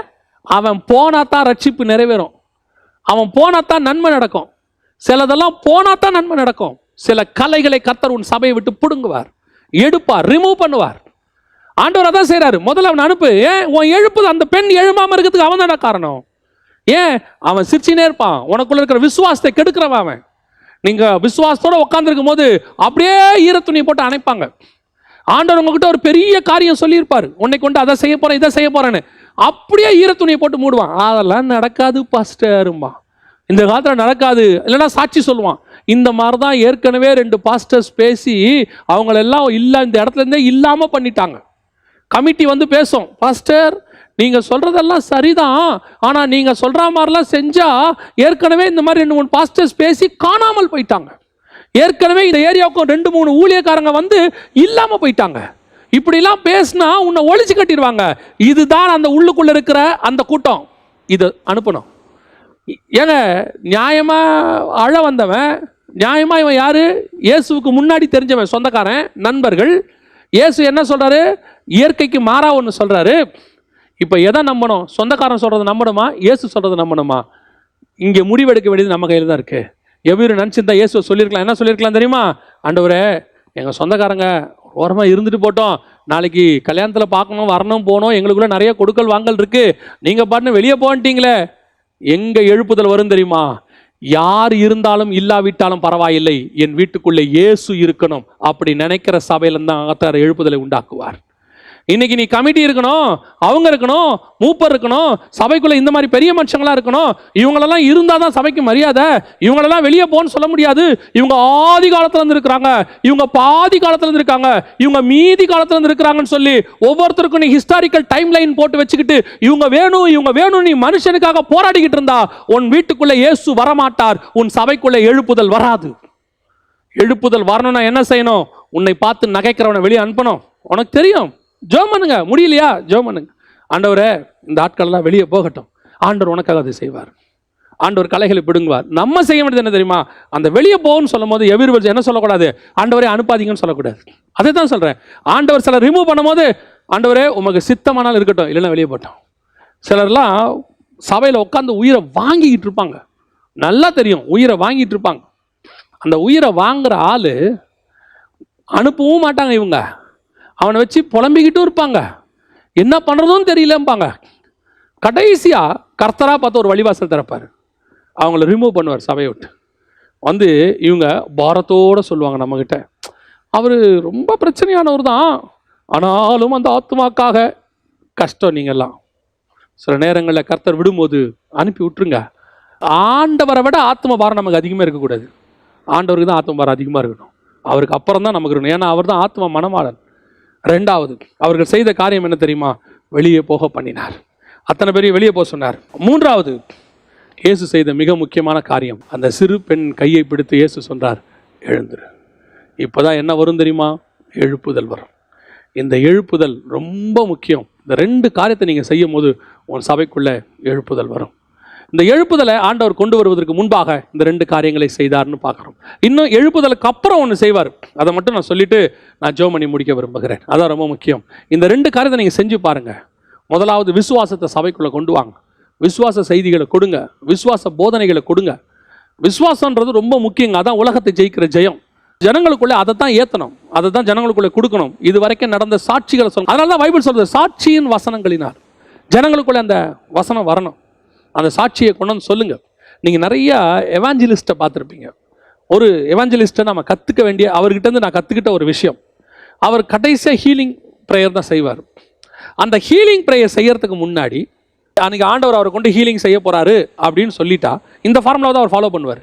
ஹீலிங் செய்ய போகிறாருன்னு சொல்லிட்டு அவர் என்ன பண்ணுவார் தெரியுமா? அன்னைக்கு மெசேஜ் ஹீலிங் சம்மந்தப்பட்ட மெசேஜாக இருக்கும். அந்த மெசேஜில் குறைஞ்சபட்சம் ஒரு 3-4 ஹீலிங் சாட்சியை சொல்லுவார், நடந்ததை சொல்லுவார். சொல்லி அதுக்கு நடுவில் இருந்து அப்படி கொண்டாடுவார். அந்த அந்த அவங்களுக்குள்ள அந்த மெசேஜ் முடிகிற 30 நிமிஷத்துக்குள்ள விசுவாசத்தை ஊற்றிடுவார், விசுவாசத்தை வர்த்திக்க பண்ணிடுவார். அதோடு கூட கடைசி ப்ரேயர் பண்ணும்போது எழுப்புதல் வரும். அதே மாதிரி அன்றைக்கி டெலிவரன்ஸுக்கு ஜெபம் பண்ண போகிறாருன்னா, அந்த டெலிவர் ஆனவ சில சாட்சிகளை சொல்லுவார். கூப்பிட்டு நிற்க வச்சு, மேலே நிற்க வச்சு, நான் இப்படி இருந்தேன், அதெல்லாம் கிடையாது. அவர் மெசேஜ்லேயே யாருன்னெலாம் சொல்ல மாட்டார், நடந்த சம்பவங்களை மட்டும் சொல்லிக்கிட்டே வருவார். கொஞ்சம் கொஞ்சமாக அவர்களுக்குள்ள விசுவாசத்தை ஏற்றிக்கிட்டே வருவார். அப்படி ஏற்றிட்டு கடைசியாக அவர் ஜெபம் பண்ணுவார், அந்த இடத்துல டெலிவரன்ஸ் நடக்கும். இதுதான் இயேசு பண்ணது, அதை அவர் ஃபாலோ பண்ணார். இயேசு முதல்ல இவனுக்குள்ளே என்ன பண்ணுறாரு? விசுவாசத்தை ஏற்றுறார். ஒன்று ஆட் பண்ணுறாரு, இன்னொன்று ரிமூவ் பண்ணுறாரு. ரெண்டாவது, சபைக்குள்ளேருந்து ரிமூவ் பண்ணினார். இப்போ என்ன வந்து தெரியுமா? பெரிய எழுப்புதல் உள்ள வருது. சபைக்குள்ள ஒரு பெரிய எழுப்புதல். பேதுரு எல்லாரையும் கூட்டிகிட்டு போகிறார். இப்போ உள்ளே நிற்கிறவங்களாம் யார்? கண்கூடாக அற்புதத்தை கண்டவன் உள்ளே நிற்கிறான், விசுவாசி. இன்னொருத்த யார்? இயேசு கூட அதே அற்புதத்தை பார்த்து தொடர்ந்து அடுத்த ஊழியத்தை செய்ய போகிறோம், ஃபியூச்சர் மினிஸ்ட்ரி பண்ண போகிறவன் இருக்கான். இவ்வளோ பேரும் உள்ளே நிற்கிறாங்க. இவர்களுக்கு மத்தியில் தான் இயேசு ஒரு எழுப்புதலை கொண்டு வந்தார். அப்போ சபைக்குள்ள இப்படிப்பட்ட ஆட்கள் இருந்தால்தான் எழுப்புதல் வரும். நாம் ஜெபிக்கிறோம், நல்லது. வெறும் ஜெபிக்கிறதுனால மட்டும் எழுப்புதல் வராது, இதுவும் நடக்கணும். இது நடந்த பிறகு மிகப்பெரிய எழுப்புதலை கர்த்தர் உண்டாக்குவார். சரி, இப்போ எழுப்புதல் வருது. எழுப்புதல் வந்த பிறகு இயேசு செய்த மிக முக்கியமான விஷயம், வேற எங்கேயுமே அதை செய்ய மாட்டார், இந்த ஒரு இடத்துல மட்டும் இயேசு செஞ்சிருப்பார். அதை மட்டும் நான் சொல்லிட்டு ஜெபம் பண்ணி முடிக்க விரும்புகிறேன். இந்த இடத்துல என்ன செய்வார்னு பார்த்தீங்கன்னா, அந்த லூக்கா எழுதின சுவிசேஷம் 8ஆம் அதிகாரம் 55வது வசனத்தில், அப்பொழுது அவள் உயிர் திரும்ப வந்தது, உடனே அவள் எழுந்திருந்தால் அவளுக்கு ஆகாரம் கொடுக்க கட்டளையிட்டார். மார்க் எழுதின சுவிசேஷம் 5ஆம் அதிகாரம் 43வது வசனம், அதை ஒருவருக்கும் அறிவியாதபடி அவர்களுக்கு உறுதியாய் கட்டளையிட்டு அவளுக்கு ஆகாரம் கொடுக்கும்படி சொன்னார். இந்த பர்டிகுலரா 2 இடத்துலையும் பார்த்தீங்கன்னா ஆகாரம் கொடு, ஆகாரம் கொடுங்கிறார். இது வரைக்கும் தேசத்தில் வந்த எழுப்புதலுக்கும் இப்போ நம்ம செய்ய வேண்டிய ஒரு மிக முக்கியமான ஒரு விஷயம் என்னது? எழுப்புதல் வந்தது, ஆவியானவர் ஊத்தினார். இப்போ 3.5 வருஷம் சீஷர்களுக்குள்ள விசுவாசத்தை வளர்த்தார். விசுவாசத்தை வளர்த்தாரு, அவங்கள ஒரு இடத்துல சேர்த்தாரு, அங்கே எழுப்புதல் வந்தது. இப்போ அப்படி வந்த உடனே அடுத்து நடந்தது என்ன பார்த்தீங்களா? அவர்கள் பிரசங்கிக்க தொடங்கினார்கள். என்ன பண்ணாங்க? வார்த்தை அவர்களுக்குள்ளிருந்து புறப்பட்டு போக தொடங்கியது. அடுத்து அசுதா ஸ்ட்ரீட், அதுக்கு பிறகு அந்த ஆகாரம், அந்த பலத்தில் ஓடினாங்க. எலியா அந்த ஆகாரத்தின் பலத்தினால் இரவும் பகலும் 40 நாள் ஓடினான். அந்த ஆகார பலம் அதான். இப்போ அசுதா ஸ்ட்ரீட்ல எழுப்புதல் வந்துச்சு. அதற்கு பிறகு அது ஏறக்குறைய 150 வருஷம் இன்னைக்கு வரைக்கும் தாங்குச்சு. இப்போ கொஞ்சம் கொஞ்சமாக பாருங்க, சபையில் வசனம் இல்லாமல் போயிடுச்சு. இந்த எழுப்புதல் சஸ்டெயின் ஆகணும், தொடர்ந்து சபை உயிரோடு கூட இருக்கணும் அப்படின்னா தொடர்ந்து சபைக்குள்ளே ஆகாரம் கொடுக்கிறவர்கள் இருக்கணும். சபையை வசனத்தில் பலப்படுத்தணும். வெறும் எழுப்புதல் என்பது ஒரு நாள் ஏற்படும்.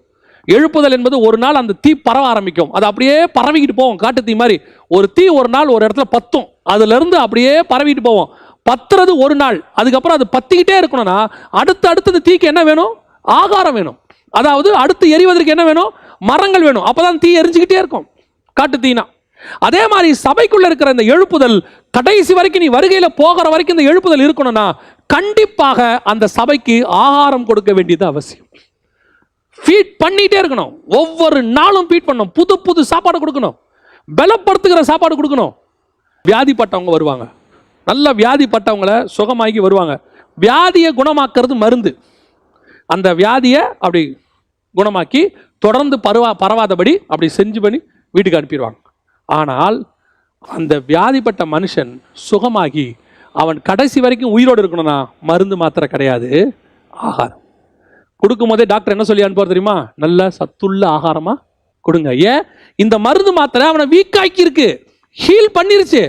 ஆனா பாடி இப்ப என்னவா இல்ல? ஸ்ட்ராங்கா இல்ல. அவனுக்கு ஸ்ட்ராங் கொடுக்கக்கூடியது ஆகாரம் தானே ஒழிய மெடிசன் கிடையாது. நீங்க போய் கொஞ்சம் வீக்கா இருக்கு அப்படின்னு ட்ரிப்ஸ் ஏத்துங்க, கொஞ்சம் எனர்ஜி வரும். அதனால டெய்லி 3 வேளை ட்ரிப்ஸ் ஏற்ற முடியாது, தெரியுமா உங்களுக்கு? நல்ல கொஞ்சம் ட்ரிப்ஸ் ஏற்றினா ஸ்ட்ரென்த்தனாக இருக்குது. என்ன பண்ணலாம்? காலையில் எழுந்திரிச்சு ஒரு 8 மணிக்கு ஒரு ட்ரிப்ஸு, 12 மணிக்கு ஒரு ட்ரிப்ஸு, நைட் படுக்கும்போது ஒரு ட்ரிப்ஸ் ஏற்றிட்டு அது அந்த அந்த ஸ்டார்ட் பண்ணுற வரைக்கும் தான் அது. அதுக்கு பிறகு உன்னை ஸ்ட்ரென்தன் பண்ணது எது தெரியுமா? ஆகாரம். அதுதான் உன்னை நிற்க வைக்கும், அதுதான் உன்னை ஸ்திரப்படுத்தும், அதுதான் உன்னை பலப்படுத்தும். இது ஹீல், ஆனால் அதுதான் ஸ்டாண்டர்ட். அப்போ ஒரு சபைக்கு ஒரு எழுப்புதலுக்கு ஒரு நாள் வரும். ஒவ்வொரு சபைக்கும் கர்த்தர் ஒரு எழுப்புதல் வச்சிருக்கிறார், ஒவ்வொரு மனுஷனுக்குள்ளேயும் எழுப்புதல் வச்சிருக்கிறார். அந்த எழுப்புதல் வரும். ஆனால் அந்த எழுப்புதல் உனக்குள்ளே தொடர்ந்து இருக்கணும்னா நீ நல்ல ஆகாரத்தை சாப்பிடுகிறவனா இருக்கணும், தொடர்ந்து ஆகாரம் கொடுத்துக்கிட்டே இருக்கணும், ஸ்ட்ரென்த் அண்ட் ஃபுட் வந்துகிட்டே இருக்கணும். அதனால தான் பவுல் சொல்றாரு, நீ இன்னும் குழந்தையாவே இருக்கிறப்பா, சிறு பெண்ணாவே இருக்கிற. அதனால என்ன பண்ண வேண்டி இருக்குது? உனக்கு நான் வெறும் பாலையே கொடுத்துக்கிட்டு இருக்கிறேன். என்ன பாலையே கொடுத்துக்கிட்டு இருக்கிறேன்? இயேசு உன்னை சுகமாக்குவார், இயேசு உன்னை ஆசீர்வதிப்பார், இயேசு உனக்கு வீடு கொடுப்பார், காரு கொடு. இதெல்லாம் என்னது? பால் உண்ணு இருக்கிறவர்கள். இது யாருக்கு? முதல்ல இயேசுக்குள்ள வர்றவங்களுக்கு, வியாதியோட வர்றவங்களுக்கு. அதெல்லாம் சரி, அந்த வியாதியை சுகமாக்கியாச்சு, உள்ளே வந்தாச்சு. இப்போ அவன் என்ன பண்ணணும்? ஸ்ட்ரென்தன் பண்ணணும். எழுப்புறது என் வேலை. இப்போ இயேசு என்ன பண்ணணும்? நியாயமா எழுப்பியாச்சு அந்த அம்மாவை, அந்த பொண்ணை எழுப்பியாச்சு. எழுப்பின உடனே இயேசு என்ன பண்ணணும்? அப்பத்தை எடுத்து பிட்டு, இதை வாங்கி புசி, இது பரலோகத்திலிருந்து வந்த மன்னா, இது இமிடியேட்டாக உன்னை ஸ்திரப்படுத்தி பலப்படுத்தி ஸ்ட்ராங் பண்ணும். இல்லை, அவர் சொன்னார், நான் சுகம் கொடுக்குறேன், நீ சாப்பாடு கொடு. பெற்றோரை பார்த்து என்ன சொன்னார்? நீங்கள் ஆகாரம் கொடுங்கள். ஏன்? ஹீல் பண்ண வேண்டியது ஏன் பொறுப்பு, ஆகாரம் கொடுக்க வேண்டியது உங்க பொறுப்பு. சபை ஆகாரம் கொடுக்கணும் ஒவ்வொரு விசுவாசிக்கும். இயேசுநாதர் என்ன பண்ண? சீஷர்களை பார்த்து எத்தனை இடத்துல சொல்லியிருக்கார்? சீஷர்களை பார்த்து நீங்களே அவர்களுக்கு ஆகாரம் கொடுங்கள் சொல்லியிருக்கிறார் தானே? சீஷர்களை பார்த்து இங்கேயும் சொல்லியிருக்கலாமே, போய் ஆகாரத்தை வாங்கிட்டு வாங்க சொல்லாமா? இல்லைன்னா சொல்லாமல அவங்க பெற்றோர்கிட்ட போய் ஆகாரத்தை வாங்கி கொடுக்க சொல்லுப்பா சொல்லாமா? அவரே சொல்றாரு, நான் சுகமாக்கிட்டேன், ஆகாரத்தை நீ கொடு. You must give. வசனம் இல்லாத இடத்தில் சபை செத்து போகும், வசனம் இல்லாத விசுவாசி செத்து போகும். அற்புத அடையாளங்கள் கூட எதுக்கு தெரியுமா? வசனத்தை உறுதிப்படுத்துவதற்கு தான் அற்புத அடையாளம். வெறும் அற்புத அடையாளத்தை வச்சு வாழ்க்கையை ஓட்ட முடியாது. அதனால தான் பவுல் அழகா சொல்றாரு, தீர்க்க தரிசனங்கள் ஒளிந்து போகும், எல்லாம் ஒளிந்து போகும், வானம் பூமி கூட ஒளிந்து போகும். எது ஒளியாது தெரியுமா? கர்த்தருடைய வார்த்தை ஒரு நாளும் ஒளிந்து போகாது. இன்னொரு இடத்துல சொல்றாரு, அன்பு ஒளிந்து போகாது. ஏன் அன்பு சொல்றாரு? அது தேவன் அன்பாக இருக்கிறார். அன்புனா தேவன், தேவன்னா அன்பு. ஸோ தேவன் ஒளிய மாட்டாரு. தேவன் ஒளிய மாட்டார்னா வசனமும் ஒளியாது. ஏன்னா தேவன் தான் வார்த்தை, ஆதியிலே வார்த்தையா இருந்தார். அன்பு, தேவன், வார்த்தை 3 ஒன்று தான். ஏன்னா தேவன் அன்பா இருக்கிறார், அன்புனா தேவனை குறிக்கும். வார்த்தை ஒளியாது, வானபூமி ஒளிந்து போனாலும் வார்த்தைகள் ஒளியாது. ஏன்னா தேவன் வார்த்தையா இருந்தார், அவ்வளவுதான். அப்போ உங்க சபைக்கு நீங்கள் கொடுக்க வேண்டியது, ஆத்துமாக்களுக்கு கொடுக்க வேண்டியது என்ன தெரியுமா? வெறும் ஹீலிங், அற்புத அடையாளம் தேவை, எல்லாம் தேவை. ஆனால் அதை வைத்துக்கொண்டு மட்டும் சபையை நடத்த முடியாது. நல்ல ஆராதனை நடத்தி மட்டும் சபையை நடத்த முடியாது, அதுவும் தேவை. அதை மட்டும் வச்சு சபையை நடத்த முடியாது. சபையை நடத்துவது வசனம், வசனத்துல தான் ஸ்திரப்படும், வசனத்துல தான் அஸ்திவாரம் போடணும். நீ ஆகாரம் கொடுக்கணும், ஒவ்வொரு நாளும் காத்திருந்து ஆகாரத்தை கொண்டு கொடுக்கணும். நீங்க பார்த்துருக்கீங்களா? இந்த வியாதிப்பட்டு வீட்டுக்கு வந்தோன்னே அம்மா செய்யற வியாதி பார்த்துருக்கீங்களா? அப்படியே கொஞ்சம் எடுத்து ரொம்ப ஹெவியாக கொடுக்க மாட்டாங்க, ஆனால் ஸ்ட்ரென்த்தனாக கொடுப்பாங்க. நீங்கள் வீட்டில் பார்த்தீங்கன்னா கொஞ்சம் வியாதிப்பட்டு வந்து மாத்திரை போடுறவங்களுக்கு அப்படி இருப்பாங்க. அவங்களுக்கு என்ன பண்ணுவாங்கன்னா சூப் கொடுப்பாங்க, நல்ல வெஜிடபிள் சூப்பு, நான்வெஜ் சூப் எல்லாம் கொடுப்பாங்க. எதுக்கு? நான்வெஜ் சாப்பிட்டா அது டைஜஷன் பிரச்சனை வரும், ஆனால் சூப் கொடுத்துருவோம், அதே ஸ்ட்ரென்த். இப்போ எவ்வளோ கொடுக்குறோன்றது முக்கியம் இல்லை, எதை கொடுக்குறோங்கிறது தான் முக்கியம். 3/4 மணி நேரம் செய்தி கொடுக்குறோமா, 1 மணி நேரம் செய்தி கொடுக்குறோமா? சிலர்லாம் சொல்லுவாங்க, ஐயா 3 மணி நேரம் பேசுங்கயா. நீ 3 மணி நேரம் பேசினாலும் ஆண்டவருடைய வார்த்தை கொடுக்காம நீ 3 மணி நேரம் பேசி பிரயோஜனம் இல்லை. 30 நிமிஷம் பேசினாலும் ஆவியானவர் பேசுகிற வார்த்தை தான் முக்கியம். 3 மணி நேரமாக ஆவியானவர் பேசினா சோத்திரம், 3 நாள் ஆண்டவர் பேசினா சோத்திரம், ஒன்றும் பிரச்சனை கிடையாது. ஆனால் கொடுக்குற ஆகாரம் சத்துள்ள ஆகாரமாக இருக்கணும். அதான் சொல்கிறேன், கடினமான ஆகாரம் கொடுங்க, நல்ல ஆகாரம் கொடுங்க. வசனம் சொல்லுது, நீங்களே ஆகாரம் கொடுங்க, கொடுத்து பாருங்க. எழுப்புதல் எழுப்புதல் ஜெபம் பண்ணுறமே, வந்த எழுப்புதலை விட்டுருக்குறோம், முதல்ல அதை புரிஞ்சுக்கணும். இப்போ எழுப்புதல் எதிர்பார்க்குறோம் அப்படின்னா என்ன அர்த்தம்? இருந்த எழுப்புதல் போயிருச்சுன்னு அர்த்தம். அப்போஸ்தலர் வழியாக வந்த எழுப்புதல் போயிருச்சு, அசுசா ஸ்ட்ரீட் எழுப்புதல் போயிருச்சு. அதனால தான் இப்போ எழுப்புதல் எதிர்பார்க்குறோம். நம்மளை அறியாமலே என்ன கேட்குறோம்? ஒரு எழுப்புதல் வரணும். அப்போனா என்ன அர்த்தம்? ஏற்கனவே இருந்த எழுப்புதல் போயிருச்சுன்னு அர்த்தம். சரி, எழுப்புதல் ஏன் போச்சு ஆலோசனை பண்ணணும்ல, அதை ஆராய்ந்து பார்க்கணும்ல. அந்த எழுப்புதல் போனதுக்கு காரணம், அந்த சபையில் வசனம் இருக்கிற வரைக்கும் எழுப்புதல் இருக்கும். எப்போ சபையை விட்டு வசனம் போயிட்டு வசனத்துக்கு பதிலாக ஆல்டர்னேட்டாக மற்றது வரும்.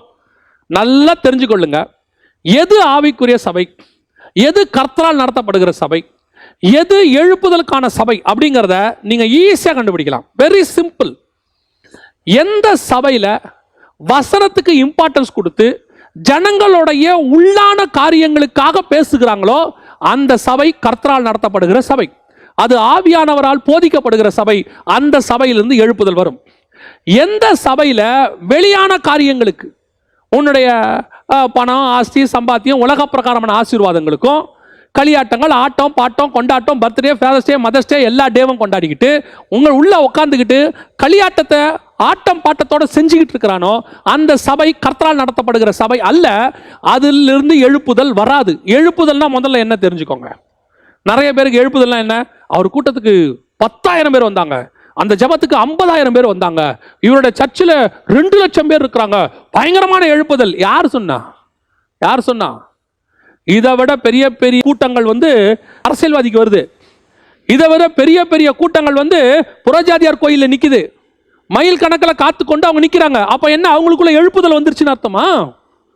அவங்க கோயில்களில் போய் பாருங்க, ராத்திரிலாம் நிற்கிறாங்க, 10 கிலோமீட்டருக்கு நிற்கிறாங்க. அப்போ எழுப்புதல் வந்துருச்சுன்னு அர்த்தமா? எழுப்புதல்னா என்ன? கூட்டம் எழுப்புதல் இல்லை. ஊழியக்காரரை தூக்கி பிடிச்சி அப்படியே உட்கார வச்சு அவரை இவரை போல உண்டான்னு கேட்கறது எழுப்புதல் இல்லை. பெரிய பெரிய கோபுரங்கள் கட்டுவது எழுப்புதல் இல்லை. எழுப்புதல் என்பது உனக்குள்ளே வரும், உனக்குள்ளே மாற்றம் வரும். ஆவியானவர் உனக்குள்ளே இறங்குவார். உனக்குள்ளே வர எழுப்புதல் உன் ஏரியாவிலே பரவும், உன் சபைக்குள்ளே பரவும், உன் மூலமாக உன் ஏரியாவுக்கு பரவும். அது உள்ளிருந்து வெளியே போகும். அது வெளியே இருந்து இப்படிலாம் காட்டாது, படோடப்பா படுத்தாது, அப்படியே ஆடம்பரமாக இருக்காது. அது கொஞ்சம் கொஞ்சமாக அப்படி தீ போல பரவும், பரவி உலகம் முழுவதும் போகும். அதுதான் எழுப்புதல். எழுப்புதலை தப்பாக புரிஞ்சுக்காதீங்க. இந்த சிறு பெண்ணை கர்த்தர் எப்படி எழுப்பினார் தெரியுமா? முதலில் விசுவாசத்தை வளர்த்தார். 2வது, பரியாசக்காரர்கள், நகைக்கிறவங்க, போலியான குரூப்பு, கலை, அப்புறம் சபைக்குள்ளே உட்காந்துக்கிட்டு இருக்கிறதான எழுப்புதலுக்கு தடையாக இருக்கிற குரூப்பு எல்லாத்தையும் ரிமூவ் பண்ணார். இப்போ உள்ள ஆண்டவர் போகிறாரு. எழுப்புதல் வருது. எழுப்புதல் வந்தால் மட்டும் முக்கியம் இல்லை, அதை சஸ்டைன் பண்ணணும், அதை நிலைப்படுத்தணும். அப்படின்னா என்ன பண்ணணும்னா, அது தொடர்ந்து வசனத்தில் சபை கட்டப்பட்டு கொண்டே இருக்கணும், ஆகாரம் கொடுத்துக்கிட்டே இருக்கணும். அப்போ தான் கடைசி வரைக்கும் அந்த சிறு பெண், அந்த சின்ன சபை, அவள் எழுப்புதல் அடைந்தவள் மாத்திரமல்ல, கர்த்தருக்கென்று ஒரு வைராகியமுள்ள சாட்சியாய் வளருவாள். இதே எழுப்புதல் நம்முடைய சபைக்குள்ளே வரணும்னா இதையெல்லாம் நாம் செய்யும்போது கர்த்தர் எழுப்புதலை கொண்டு வருவதற்கு வல்லமையுள்ள தேவனாக இருக்கிறார். நாம் செபிக்க போகிறோம். எல்லாம் கண்களை மூடுவோம். தேவ சமூகத்தில் ஆண்டவரை நோக்கி பார்க்க போகிறோம். சர்வ வல்லமையுள்ள எங்கள் தகப்பனே, அருமையான நாளுக்காக உமக்கு ஸ்தோத்திரம். நீர் எங்ககிட்ட ஏதோ ஒரு காரியத்தை எதிர்பார்க்குறீங்க ஆண்டவரே, அதை நாங்கள் செஞ்சிட்டோம்னா எழுப்புதல் வந்துடும். ஒவ்வொரு முறை இஸ்ரவேலர்கிட்ட நீங்கள் அப்போ தான் எதிர்பார்த்தீங்க, இதை செய்தால் நான் இது உனக்கு செய்வேன் அப்படின்னு சொன்னீங்க. உன் தேசத்தை விட்டு விக்கிரகங்களை அகற்றினால் நான் உங்கள் நடுவிலே வாசம் பண்ணுவேன் அப்படின்னு சொன்னேன். நீர் ஒவ்வொரு முறையும் எங்ககிட்ட இருக்கிற சில குறைகளை, சில கலைகளை ரிமூவ் பண்ணணும்னு விரும்புறீங்கப்பா. அதை ரிமூவ் பண்ணா நீங்க எங்க மத்தியில் இருப்பேன் அப்படின்னு வாக்கு பண்றீங்க. அதே போல் ஆண்டவரே, இந்த கடைசி காலத்திலும் எங்கள் சபைகள், குறிப்பாக ஆண்டவரே இந்த கடைசி காலத்தில் இருக்கிற சபைகள் எழுப்புதலுக்கு ஒரு காரணமாக இருக்கிற சபைகளாக மாறட்டும். சீக்கிரத்தில் இந்த கதவுகள் திறப்பீங்கப்பா. அப்போ அநேக சிறு பெண்கள், சிறு சபைகள் எழும்ப போறாங்க, எழுப்புதலுக்கு காரணமாக இருக்க போறாங்க. ஆண்டவரே, எழுப்புதல் முதலாவதாக ஒரு இஸ்ரவேல் வீட்டில் திறக்கல ஆண்டவரே. இஸ்ரவேலுக்குள்ள எத்தனையோ ஆசாரிய பிள்ளைகள் இருந்தாங்க. அந்த இஸ்ரவேல் தேசத்துக்குள்ள எத்தனையோ அப்போஸ்தலர்கள் அவர் கூட நடந்து வந்து அவங்க வீட்டிலலாம் எந்த பிள்ளைக்கு இந்த எழுப்புதல் நடக்கலப்பா. ஒரு புறஜாதி எவிரு அவன் வீட்டில் நடக்குது ஆண்டவரே. ஒரு புறஜாதி மனுஷனுக்குள்ள இந்த எழுப்புதல் வருது. கர்த்தாவே, அப்படி ஒரு எழுப்புதல் எங்கள் புறஜாதி சபைகளுக்குள்ளே வரட்டும். தேவ பிள்ளைகள் எங்களுக்குள்ளே வரட்டும். கர்த்தர் அப்படி செய்ய போற தயவுக்காய் ஸ்தோத்திரம். கடைசி காலத்தில் ஆண்டவரே, வருகைக்கு முன்பாக நீர் அப்படி செய்து ஒரு திரளான கூட்டத்தை கொண்டு வந்து நம்முடைய சமூகத்தில் சேர்க்க போறதுக்காய் ஸ்தோத்திரம். அதற்கு எங்கள் சின்ன சபையும் ஒரு காரணமாக இருக்கட்டும். பொறுப்பெடுத்துக் கொள்ளும், பாதுகாத்துக் கொள்ளும், ஆசீர்வதியும். இயேசுவின் நாமத்தில்